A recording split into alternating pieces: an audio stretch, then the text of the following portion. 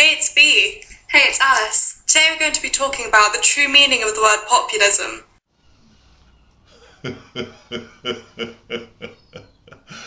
Well, this will be a treat.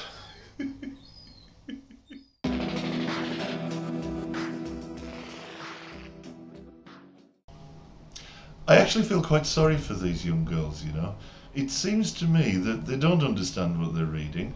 They have not been given the opportunity to learn about the scripts that they're being asked to portray on video, and I think that they're being used as young people trying to look authoritative in a way to appeal to and spread misinformation to other young people.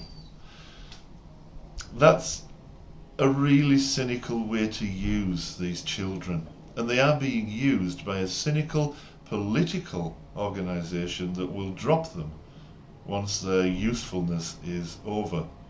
What they probably don't understand is that if they get their way, and we do crash out of Europe with a no deal, for example, the scam will be up very, very quickly. People will see right through exactly what they've been duped into doing, and they'll become about as popular as Katie Hopkins. I think that's really sad. And much as I'm about to critique their video, I actually feel really sorry for these young children being used by cynical adults with a disgraceful political agenda. And what it means to us as citizens of our nation. Well, according to the Collins English Dictionary, populism means appealing to the interests or prejudices of ordinary people. I want you to remember that. Interests or prejudices. I want you also to remember that in terms of leaving Europe, Britain is pretty much 50-50 split. But populism, appealing to the interests and prejudices of ordinary people. Populism has been given a bad name by those who want to keep the British people oppressed and silenced. No, lasses, populism is recognised as dangerous and capricious by people who understand the problem of mob rule. Populism is neither left nor right. It seeks to unite our nation under the principles of justice, fairness and love. What's all this nonsense about love and fluffiness? Populism doesn't seek to do anything. It's merely an acknowledgement of where a particular set of views have come from. So we can defend the interests of our communities against an authoritarian, oligarchic established elite. Which authoritarian, oligarchic elite would that be? Do you perhaps mean wealthy, privately educated right-wingers like Nigel Farage or Boris Johnson or Jacob Rees-Mogg? Populism is about giving power to the people. It gives us, the ordinary people, a voice. But we already have a voice through the democratic process. To increase the level of that voice, we'd have to have referenda on every decision, and that just doesn't work. A voice that is our birthright, and which enables us to change what we don't like by using our vote and our right to freedom of speech. We already have the right to use our vote through the democratic process to change what we don't like. And we certainly have freedom of speech. We even, as you're demonstrating now, have the freedom to tell blatant lies on video. What we don't have is the right to incite violence, the right to disrupt the legal system, and the right to hate speech. What's not to like? Populism means a return to the values and traditions that throughout hundreds of years have shaped the character of our nation. The ancient values that have shaped our nation for hundreds of years. Populism. Okay, we have a parliamentary history that dates back centuries. Prior to that, we had monarchies where we had a king or a queen in charge and regular battles and huge loss of life trying to work out who that individual should be. Prior to that, we had lots of little warlords. I'm sorry, but what's this Populism is something to do with our noble traditions. That's just nonsense. Do you know anything about British history? Populism intrinsically opposes the big money, multinational corporations. Of course, many of us on the left really do oppose those big money corporations, but that's nothing to do with populism because, as we've already established, popularism doesn't say anything. It's simply a statement about where an opinion is generated. Who want to turn Europe into a wasteland of cheap labour, consumerism and no borders. What? You have lived your entire life as a member of the European Union. By the way, that's the European Union that has kept peace in this continent, by and large, for 70 years. And you think that somehow that's a bad thing? Oh, for pity's sake, will you learn some history before you start spouting this crap?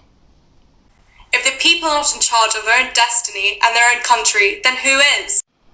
Well, we are, through domestic democratic process and also through European democratic process. We've just been through some European elections. What do you think that was about, if not democratic process in the European Union? I really wish you would learn something. We elect our representatives to represent us. That's absolutely right. We elect our representatives to represent. As long as they obey the will of the people, their job is fit for purpose. I'm sorry, you just don't understand how parliamentary democracy works. As you said, we elect our representatives to represent us. We don't elect them to obey us. We select people who we trust to do what is right for the communities that we elect them from. We don't expect them to obey every Tom, Dick and Harry. If we don't know them, if we haven't voted for them, and if we've never even heard of their names before, then we have an untenable difficulty. When you two are actually old enough to vote, you will be asked to go to a polling station and you will be asked to cross the box next to the name or names, depending upon the type of election it is, of the people you want to represent you. You know them. What you will not know, in say for example a general election, is everything about all of the other several hundred MPs that represent all of the other constituencies. You're only expected and asked to know about the person you vote for. Now that's exactly the same with Europe. You will know about, or you should if you've done any sort of political research at all, by the time you enter the voting booth, you will know about the person you're voting for. You won't know about the people who were elected in Germany or France or Italy. And why on earth should you? That's their representative, not yours.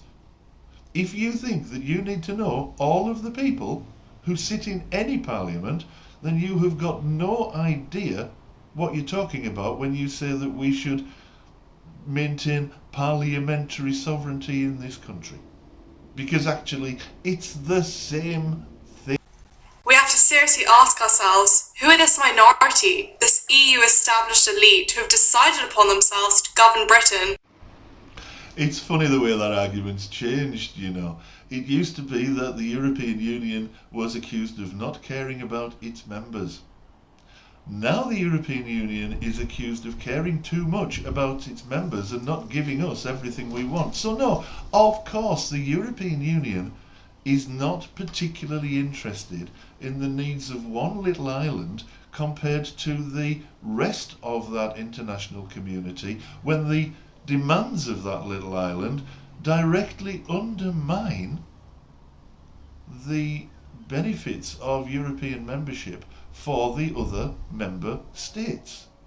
You know, we can't just walk into Europe and say, we want what we want, even if it trashes everything the rest of you have got.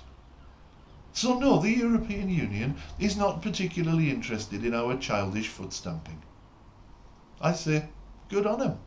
Why should they care about childish, immature separatism from a state that's becoming more and more right-wing and less interested in the human rights that the European Union was actually created to maintain and uphold?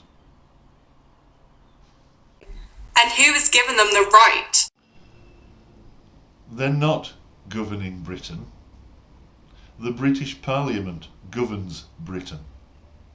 Now, as to who they are, well, if you do a little bit of history, starting, I suspect, would be useful with the Council of Rome immediately after the Second World War, you'll find out that these are representatives from every country who joined a European Union because that's the best way to maintain peace.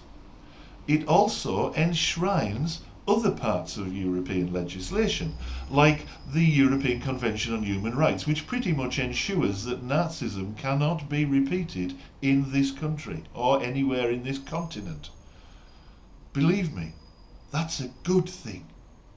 We don't know the EU. We don't trust the EU. Really?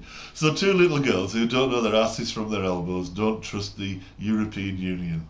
Okay, well, about half the country does. So I'm sorry, but if you're going for any sort of populist idea here, you are sorely misguided. And we don't approve of the EU's ruthless corporatist and totalitarian ways. We don't like what Britain has become under the EU's autocratic rule. The European Union doesn't listen to us. The European Union doesn't listen to us? Really? I mean, it's true that they're not particularly keen on the way that this country is being hijacked by right-wing nationalist separatists right now, but to say that they don't listen to us whilst at the same time they give us a veto, and we are actually, as it stands at the moment, we are part of that small group of nations that actually has a place at the very top tier of the European Union. To say that we're not being listened to really is remarkable nonsense.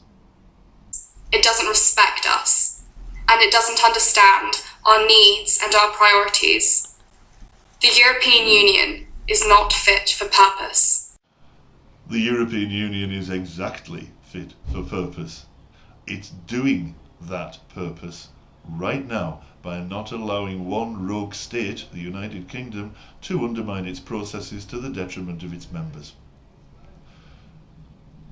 I don't think we can expect anything else.